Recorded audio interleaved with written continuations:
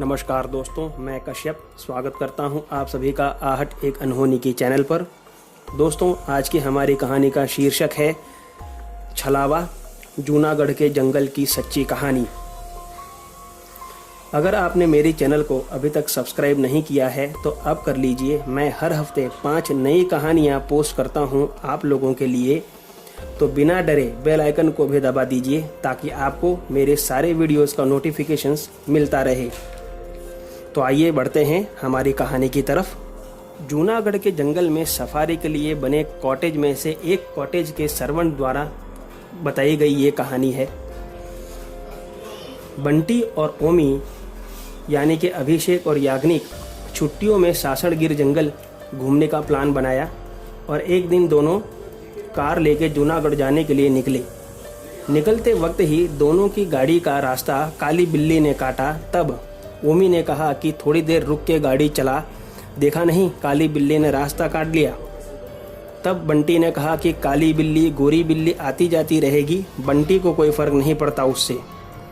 और दोनों हंसते हंसते अपना सफ़र शुरू करते हैं। रास्ते में खाते पीते चाय पानी करते दोनों शाम को जूनागढ़ अपने कॉटेज में पहुंच जाते हैं। शाम को कॉटेज के आजू बाजू चक्कर लगाकर दोनों वापस कॉटेज पहुंच जाते हैं और डिनर करके बातचीत करके सो जाते हैं।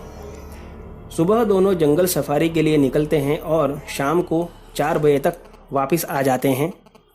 4 बजे के बाद चाय पी के दोनों पैदल ही जंगल में घूमने चले जाते हैं। थोड़ा आगे जाकर दोनों को पानी की आवाज़ आती है। दोनों उस तरफ थोड़ा सावधानी से जाते हैं क्योंकि नदी पर ही जंगली जानवर भी पानी पीने आते हैं। दोनों जब उस बहते जल के पास पहुंचते हैं तो वहां उन्हें एक औरत दिखाई देती है जो एकदम आदिवासी की तरह लग रही थी और वो जानवर की तरह झुककर जीभ से पानी पी रही थी। यह देखकर ओमी को हंसी आ गई और उसने उस औरत को कहा कि ये लो, मेरी बोतल से पानी पी लो, ये क्या जानवर की तरह पानी पी रही हो। इतने में वह औरत अचानक गायब हो गई और एक बड़ा चमगादड़ ओमी के ऊपर झपट्टा मारता है और ओमी के गले में काट लेता है।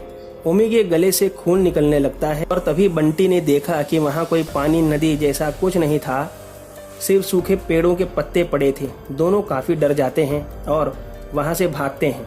रास्ता भटक जाने की वजह से उन्हें करीब 9 बज जाते हैं कॉटेज पहुँचते पहुँचते, जिस दौरान वही चमगादड़ 3 से 4 बार दोनों पर अटैक करता है और दोनों को काफ़ी चोट पहुँचाता है।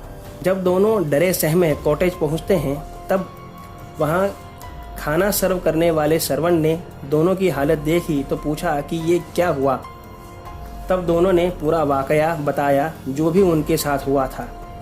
तब सर्वेंट ने कहा कि सर, ये जंगल है और जंगल में ऐसे बहुत से राज होते हैं जो हमें नहीं पता होते हैं। ये छलावा था जो आपके साथ हुआ।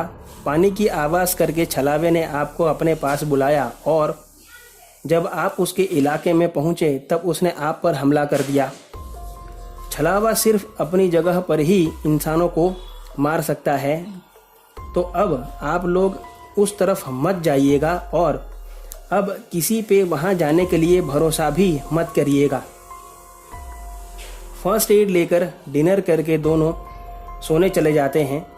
ओमी को आधी रात के समय मोबाइल पर फ़ोन आता है उसके पापा का, तो वह फ़ोन उठाता है। सामने से उसके पापा उसे कहते हैं कि बेटा, मेरा एक्सीडेंट हो गया है और मैं हॉस्पिटल में हूँ, तू जल्दी से आ जा। और फ़ोन कट जाता है। ओमी तुरंत कॉल बैक करता है लेकिन नंबर नहीं लगता। वो अपनी मम्मी को कॉल लगाता है। तब उसकी मम्मी उसे डांट देती है कि बेवकूफ़, सपना देखा है तूने कोई, तेरे पापा घर पर ही हैं। ओमी को कुछ समझ ही नहीं आता कि ये क्या माजरा है। इतने में कोई उसका दरवाज़ा खटखटाता है तो ओमी दरवाज़ा खोलता है तो वो भौचक्का रह जाता है यह देख करके कि बाहर उसके पापा खड़े थे। वो कुछ बोले उसके पहले ही उसके पापा जाने लगते हैं। ओमी उन्हें बुलाता है लेकिन वो कोई जवाब नहीं देते। तब ओमी पापा पापा कहता हुआ उनके पीछे पीछे जाता है। उसके पापा कॉटेज के बाहर मेन गेट से बाहर निकल जाते हैं और उसे बाहर आने का इशारा करते हैं। तभी वह सर्वेंट वहां पर आ जाता है, जो ओमी को बाहर जाते हुए देखकर जोर से चिल्लाता है कि सर, इतनी रात को कहाँ जा रहे हैं।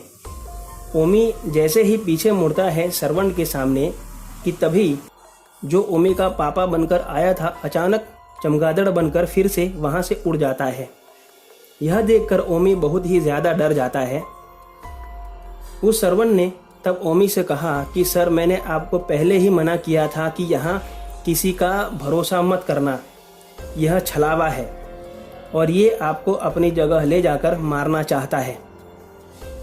सर्वेंट ने ओमी और बंटी दोनों को वहाँ ज़्यादा ना रुकने के लिए कहा। तब उसी दिन दोनों वहाँ से चेकआउट करके अहमदाबाद जाने के लिए रवाना हो जाते हैं।